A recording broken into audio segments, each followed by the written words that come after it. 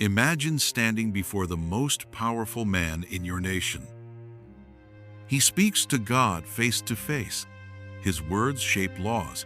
His decisions determine destinies. Now imagine walking up to him, not as a prophet, not as a warrior, not as a man, but as a woman, in a world where women had no legal rights, no voice in the courts, no place in the inheritance line. And you say to him, "This law is wrong. Our Father's name will vanish unless you change it." No one had ever dared such a thing, but 5 sisters did. They weren't royal, they weren't famous, but what they did would echo for generations. Because when they spoke, God didn't rebuke them, He rewrote the law. This is not just a Bible story. This is the true account of the day 5 daughters brought justice to an entire nation and proved that faith-filled voices, even from the margins, can move the heart of heaven. Let's begin by understanding the context. Zelophehad was a man of the tribe of Manasseh, the son of Joseph. Like many others, he was part of the first generation of Israelites who left Egypt but died in the wilderness before entering the Promised Land. The Bible tells us something important about him in Numbers 27-3.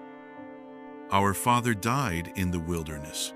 He was not among Korah's followers who banded together against the Lord, but he died for his own sin and left no sons.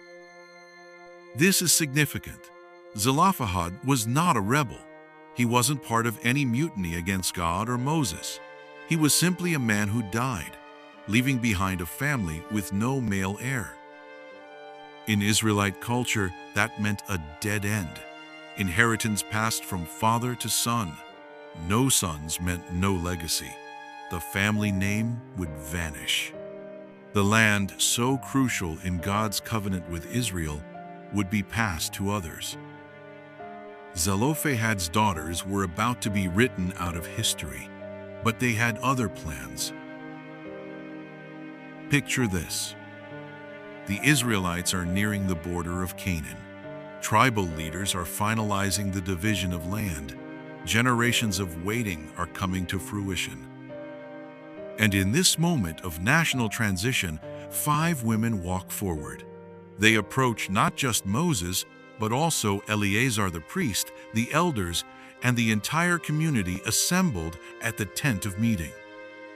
This wasn't a private audience. This was a public, official appeal.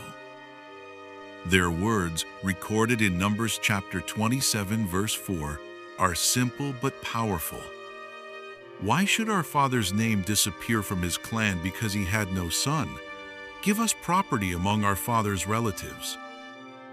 This wasn't just a request. It was a challenge to the legal norms of the time. Women were not considered legal heirs. Yet here were 5 of them, confronting the system, not with rebellion, but with clarity, logic, and dignity. Their courage is stunning. In a society where women didn't speak in such settings, they walked forward with unity and strength. Now here's the moment that changes everything. Moses doesn't respond right away. Instead, he brings their case before the Lord. That's important. Moses doesn't rely on tradition or precedent. He goes straight to God. And God's answer is profound. What Zelophehad's daughters are saying is right. You must certainly give them property as an inheritance among their father's relatives. Numbers chapter 27, verse 7. Let that sink in. God says they are right. This wasn't just a matter of legal opinion. It was a divine affirmation. God Himself acknowledges that justice cannot ignore women. But God doesn't stop there. He uses their case to introduce a broader legal principle.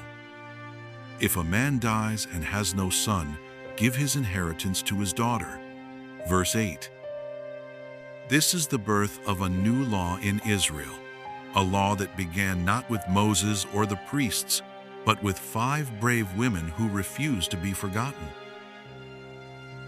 One of the striking things about this story is the unity of the sisters. They didn't act alone. They stood together, spoke with one voice, and made their appeal as a family. That unity gave their case strength. Imagine, if only one had stepped forward, would she have been heard? Maybe. But there's something powerful about collective courage, about standing together in the face of systemic silence. Their names are listed multiple times in Scripture: Mahlah, Noah, Hoglah, Milcah, and Tirzah. This was rare. The Bible often summarizes female characters without naming them. But here, each name is honored. Their solidarity reminds us that sometimes change begins not with a crowd, but with a small group who won't let go of justice. Their story doesn't end in Numbers chapter 27. In Numbers chapter 36, tribal leaders raise a concern. If the daughters marry outside their tribe, the land granted to them will transfer to another tribe by marriage, disrupting the balance of inheritance. Again, Moses consults God, and again, God provides a solution. The daughters are allowed to marry, but within their tribe. This preserves their inheritance and respects the tribal structure. What's beautiful here is how the solution balances individual justice with community cohesion. God isn't just interested in fairness, He's interested in wisdom and sustainability. And the daughters? They obeyed. They married within their tribe, honoring both their gain and their responsibility. Their influence stretches into the book of Joshua. In Joshua chapter 17 from verse 3 to 6, their inheritance is once again affirmed. The author of Joshua makes it clear.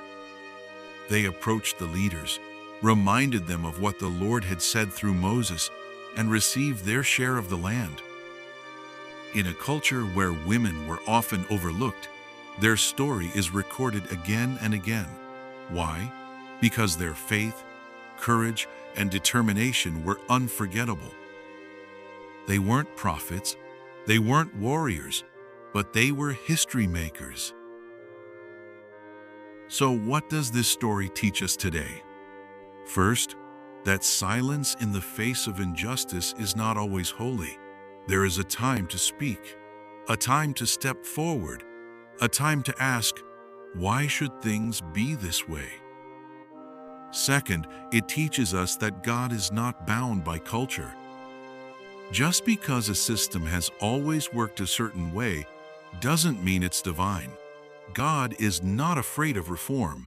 In fact, He welcomes it when it aligns with righteousness. Third, it shows us the power of unity. These sisters stood together. They spoke not for themselves alone, but for every woman in Israel whose story might otherwise be erased. And finally, it reminds us that justice is part of God's nature. When we pursue it with humility and faith, He listens. Mahlah, Noah, Hoglah, Milcah, Tirzah, their names are carved not just in the Scriptures, but in the moral memory of God's people. They were not loud, but they were heard. They were not warriors, but they won a battle no sword could fight. And God said, "They are right." May we learn from them. May we speak like them. May we believe like them, that God is a defender of the voiceless and a reformer of broken systems. And may we never underestimate the power of one voice or 5 that dares to stand for what is right.